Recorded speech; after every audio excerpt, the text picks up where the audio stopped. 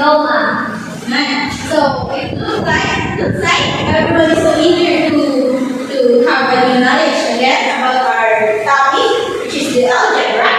Now, who can share the math lesson that we discussed yesterday? Can you? Arya? So what we have discussed at our previous lesson is about the operation with integers involving the four basic mathematical operation, addition, the subtraction, multiplication, and division. Okay, thank you. Any other hand?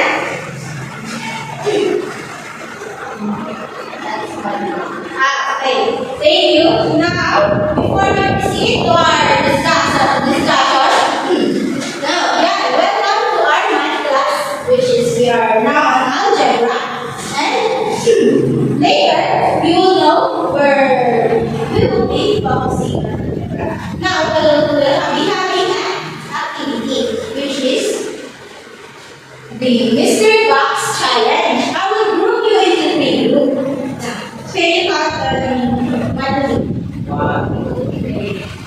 2, 2, to the other. 3, 1, 2, 3. 1. Now, group one, go into the side. Go inside.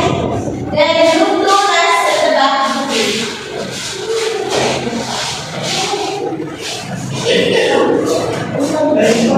One, group two, group three, and four, ma'am. Each of your back. One, group two, group three.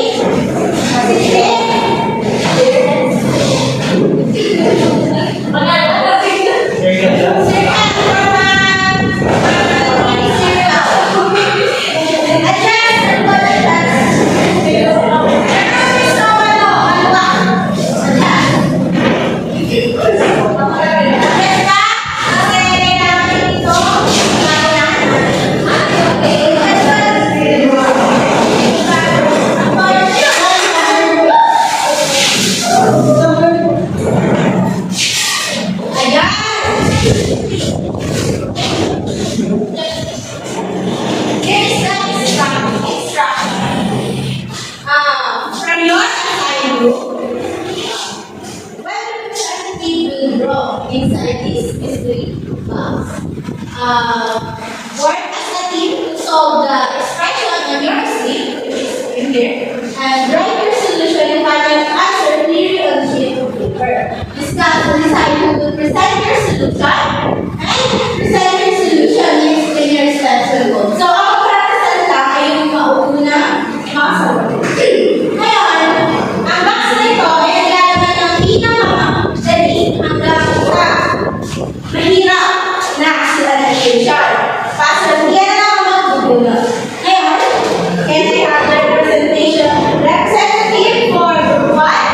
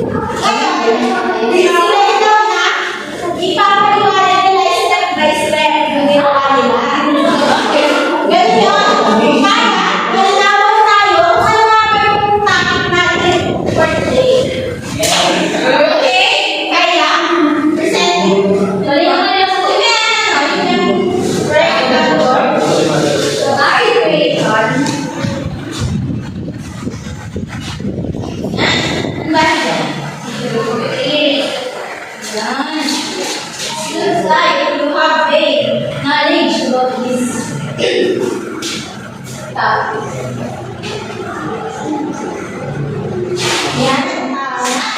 So, meron na tayo one. Dahil sila nanalo, meron silang maibigay isang ticket. At ang ticket na to ay maaaring yung magamit mamaya sa aming mga panalo. So, this ticket will be free pass. Why? May game ako mamaya na kapag natapatan kayo at pwede nyo magamit.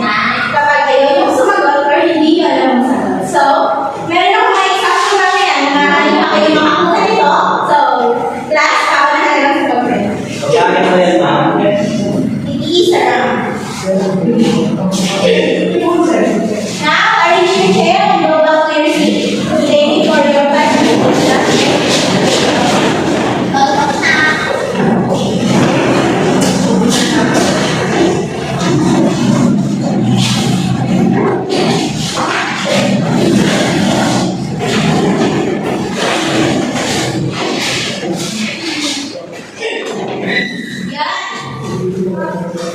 So, our topic for today is about the exponential expression order of operations agreement.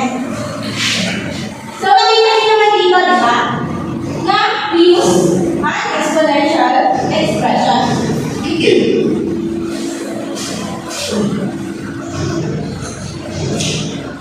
Before we go with our lesson, can we read the objectives? Objectives. At the end of the lesson, the students should be able to define and explain exponential expressions, demonstrate understanding of the order of operation formulas, apply exponents and order of operations to solve complex expressions. Thank you. So this objectives was the things that we need to achieve at the end of the lesson.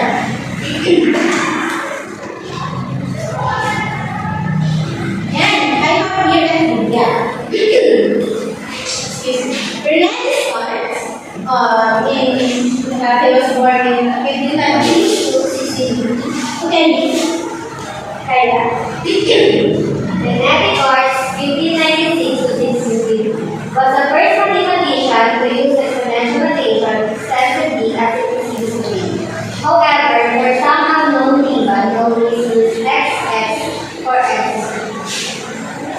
So, do you encounter this trivia? So, ayun. We, in our modern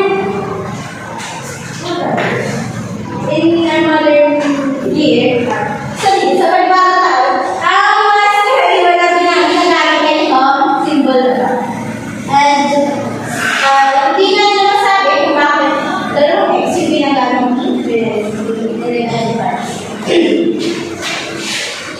Now, let's go into exponential expression.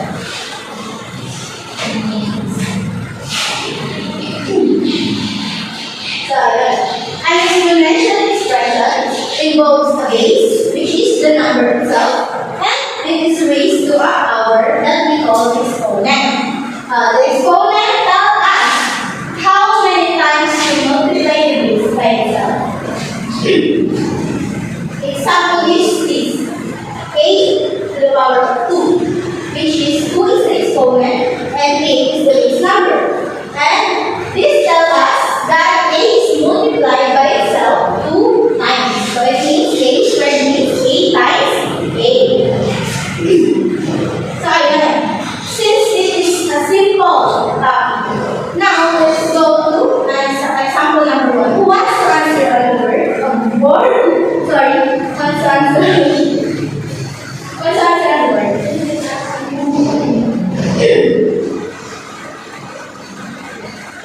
Bea.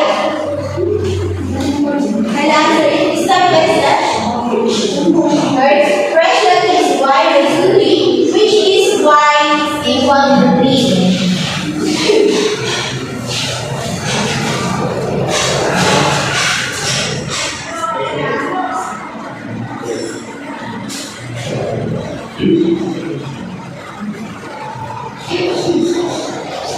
What is it?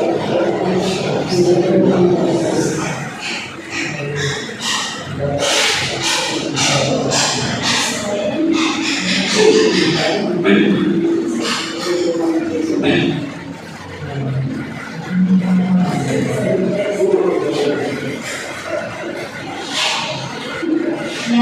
very good. So, we clearly see and hear this the Veya multiply the base by itself 4 times because the power or the exponent is 4. Now, we substitute the value of y on this equation, which is 3 times 3 times 3 times 3. 3 times 3 is equals to 9. 9 times 3, 47. 27 times 3, 81. And this class, the class that you are using. Ada yang yan, ito ay sagot. So, Veya is correct. Next. So, let's try this equation. Yes. So, ayan. The motion.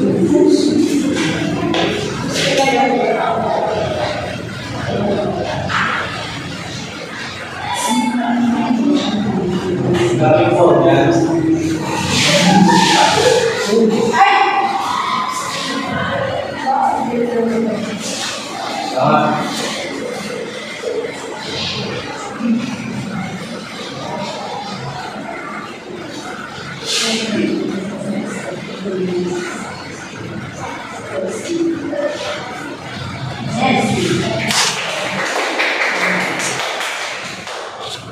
Ayan, tama. So, it's the same process as with Veya. Okay, yes. Next. Yeah, let's go into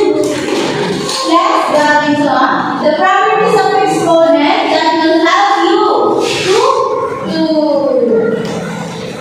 solve more and more difficult type of equation involving exponents. We have multiplication with the same base, division with the same base, and power of a power. So, what do you mean by the same base? Parang may sabihin ng para yun, it has the same base, which is the given number na i-add natin sa linya. So, here, the example is a raised to n times a raised to n. We just copy the base, and then add the exponent. Before we solve, we simplify it. The example is 2 raised to 2 times 2 raised to 3, which is copy the base number 2, and then 2 plus 3 magiging 2 raised to 5. And 2 raised to 5 is equals to 32. Division with the same base is kind of the same with the multiplication. Ito na yung ginagamit na mathematical operation. So, sa division, we subtract the exponent. Sa multiplication, we add. Sa division ay we subtract. So, 8 raised to n divided by 8 raised to n is equal to 8 minus raised to n minus n. Example is 5 raised to 4 divided by 5 raised to 2 is equal to 5 raised to 2. Kasi 4 minus 2 is equal to 2. 5 raised to 2 is equal to 25. Sa power of power, dito naman, ang is yung exponent. We multiply the exponent from the other exponent outside the parentheses. So, 8 raised to n times n to the power of n. So, ang gagawin natin is, copy the base, 8, then multiply the two exponents to n and n. So, example niya is 3 raised to 2, then parentheses, raised to 3. 3 raised to 2 times 3 is equals to 3 raised to 6. So, ang sagot is 729. So, naiintindihan niyo ba? Now, it's your turn. This is the game that I've been mentioned to you kanina. Mag-play ako dito ng music. Tapos, when I stop it, kung kayo yung kakatagal ng mystery box ko, siya yung sasagot. Yan. Yan. Stop. Tayo natin si Pao.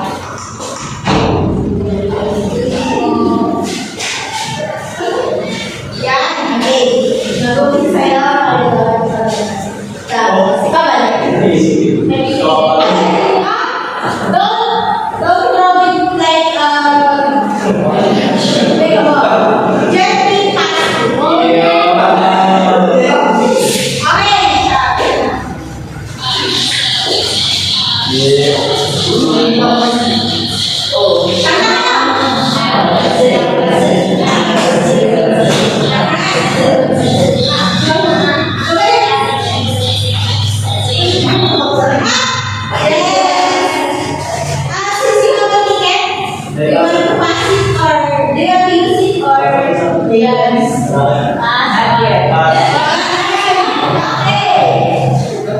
This is your equation.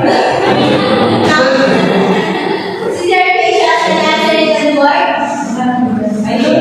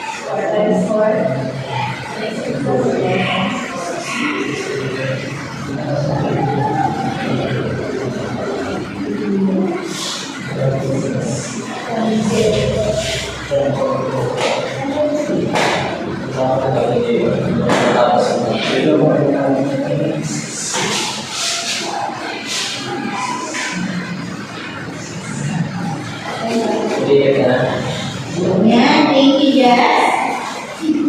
So, what properties of exponent will do this?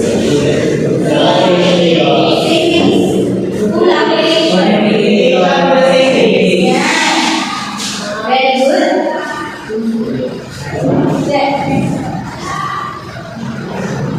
So, thank you, Jess. You have the correct answers. Next.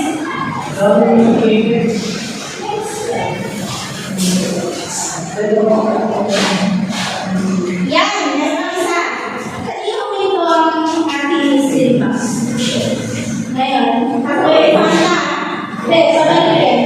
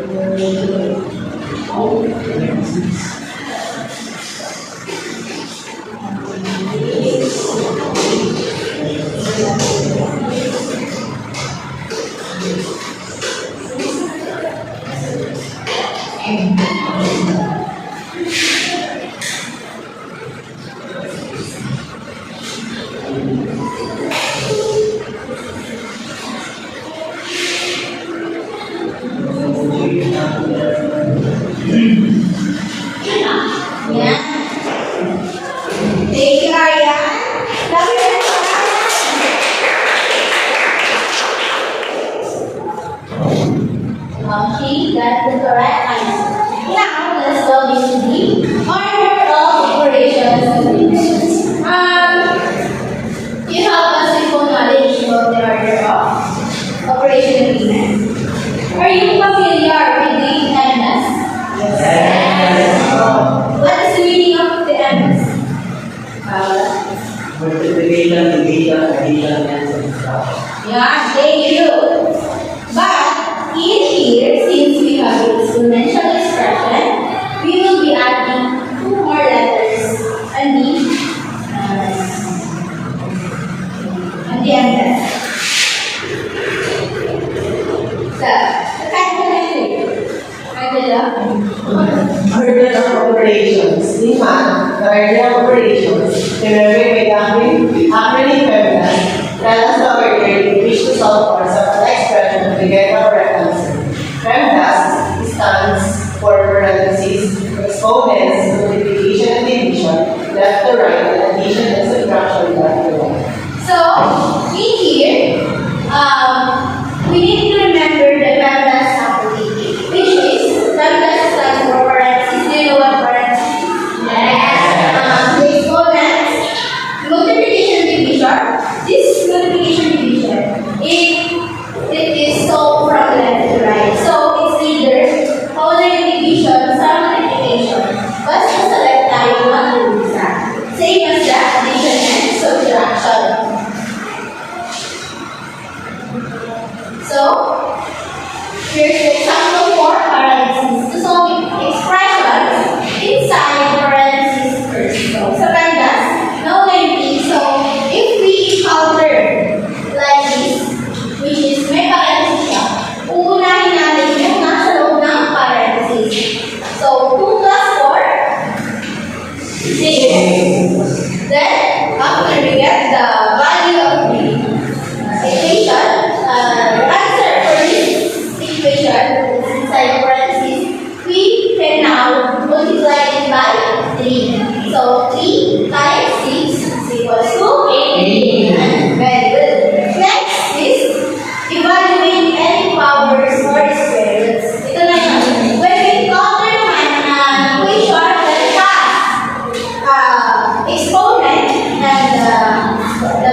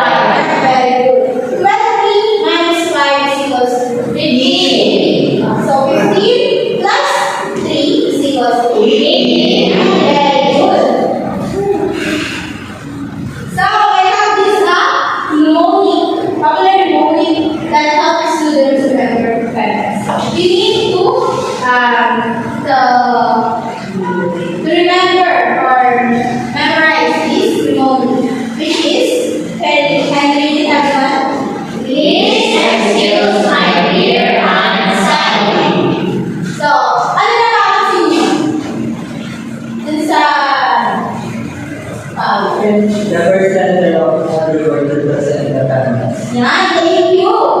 So, sa the book, like Paul said, all the first letter, every word, represent the cartas. So, it is a really help for the student to remember the yes, clearly. So, this, I have written here an example. So, dito sa example na to, ano unahin natin? Ano ang parenthesis ay? So, sa loob ng parenthesis na yun, anong dapat unahin? Ay, ito na may exponent. So, at sunod sa this, word is equal to 9 minus 1? 8. Good. So, since we're already simplified the exponent, which is inside the parenthesis, the going to the pandas will be excluded here. Sa, sunod na tayo sa multiplication and division. So, from left to right. Ano muna, since nakuha natin ulit ito, So, ano unahin natin? 2 times 2 times 8. Yan. 2 times 8 is equals to 16. Then, 16 divided by 2 is equals to 8. Since we get the value for 2 times 8 and then the answer for that, which is 16 divided by 2, now we'll be going for the addition or subtraction. Since we don't have the subtraction outside the parentheses, now we'll be going to the addition, which is 6 plus 8 equals, which is 14. Nakasunod ba ang lahat? Organize na tayo ah. Pwede kayo tumayo. Tayo sa kayo muna. Sulat, sayo muna. Bago tayo pumunta sa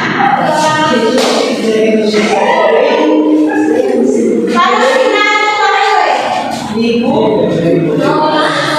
Alam niyo lang? Okay. Sayaw! Alam mo paano nila kasi ano dito? Sayaw na! Nakakagalit sa kayo yung biyak na sige! Kaya ba?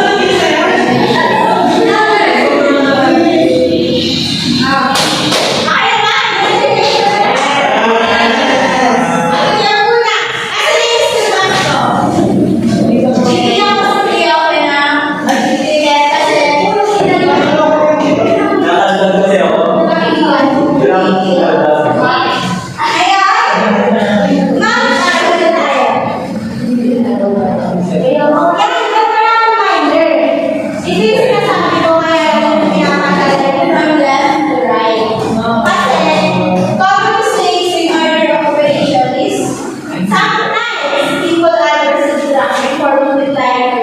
Kasi nga diba, nauuna yung sa yung addition and subtraction kasi nasa multiplication and division. So, we need to follow the pandas para for us to avoid these errors. So, dahil tatandaan mo na, please,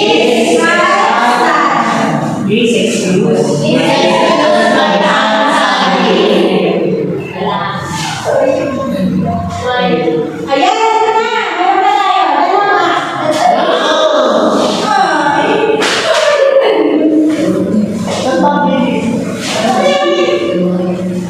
So, maglalaro tayo ng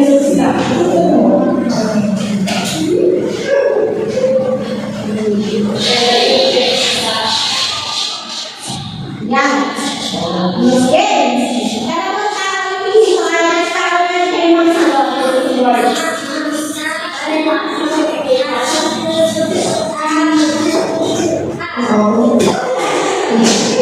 okay, ayun na. Okay, stop here and another one. Mamaya ako mag-roll. Maglalaro kayo. Sawan. Mali. Kami sa ako na ito.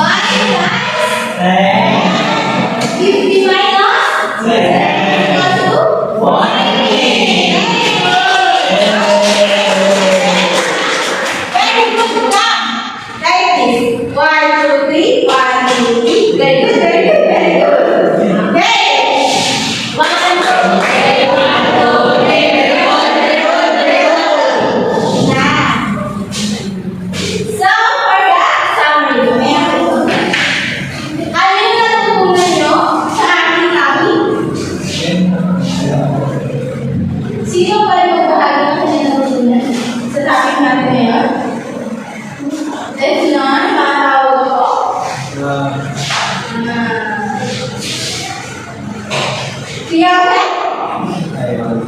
The lesson I gathered today is in the mathematical expression, the different way of solving the exponent when it comes to division, multiplication, and the quotient terms.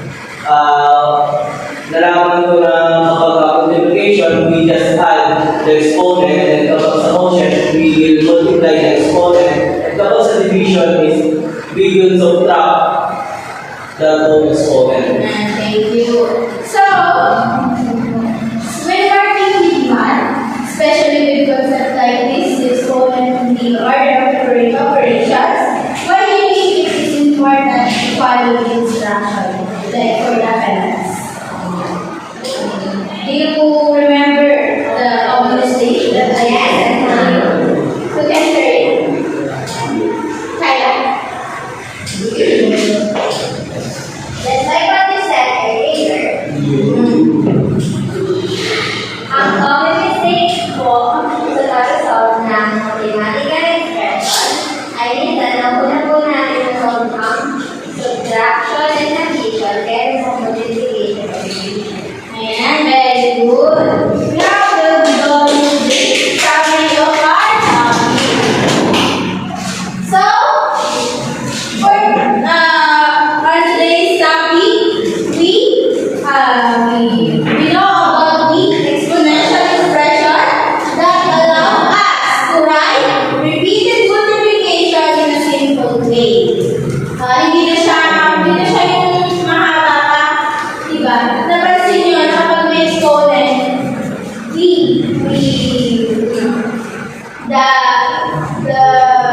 equation was made. We learned the properties of exponents. So, the factor.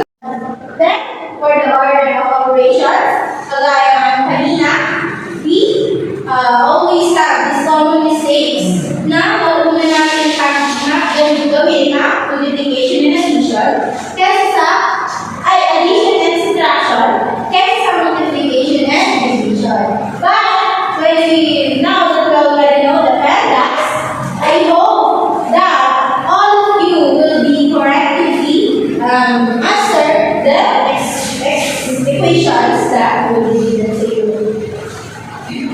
At lagi tatandaan na, ang multiplication, division, and addition, subtraction was simplified by from left to right.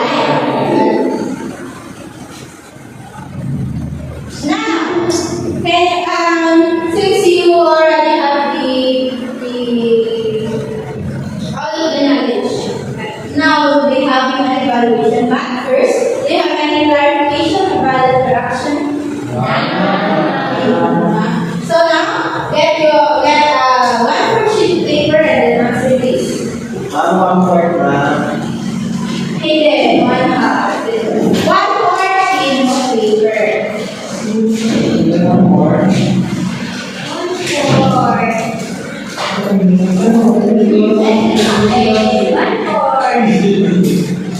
Yun ang hindi ang pwede.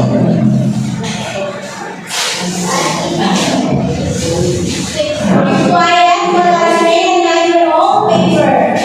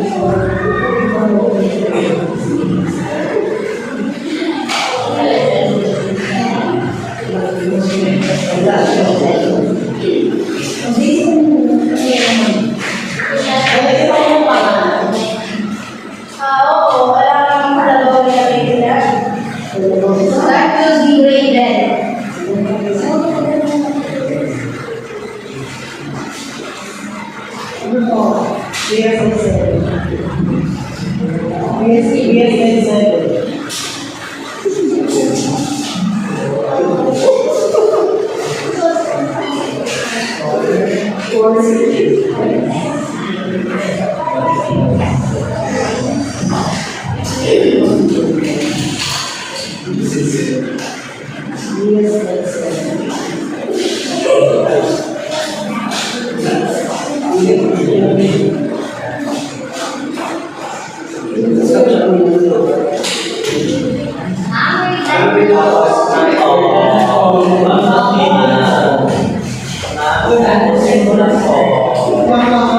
Wait lang, may mga nagsasagot pa. So, sino tapos na? Kindly raise your hand. Where is the pen? Okay, tayo natin yung iba.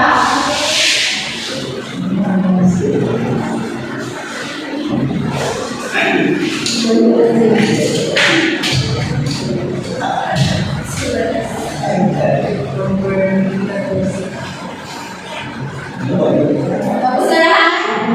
Ako na.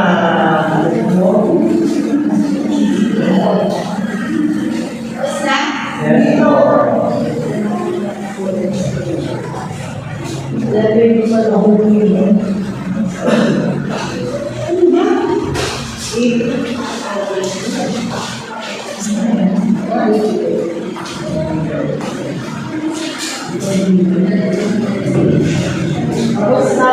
So, on your paper, forward. Let's perfect now. What's the paper forward? One, two, Please,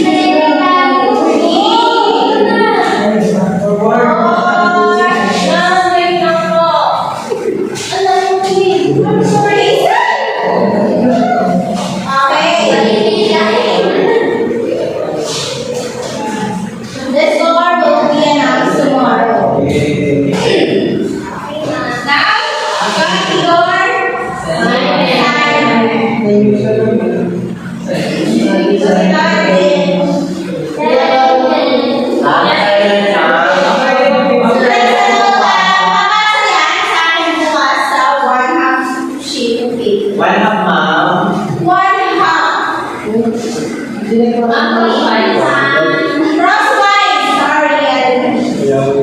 One half, ma'am. Sino nagsasabi mo dyan? Gendo po. Ini-check ko lang Are you allowed to use our own side class? I go to the Okay, now, basta kayo? Yes. Now, let's start talking for today. Yay!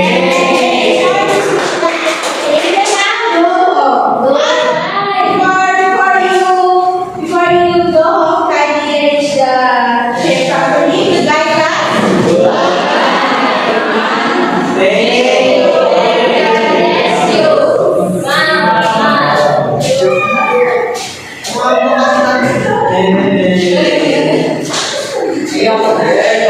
you.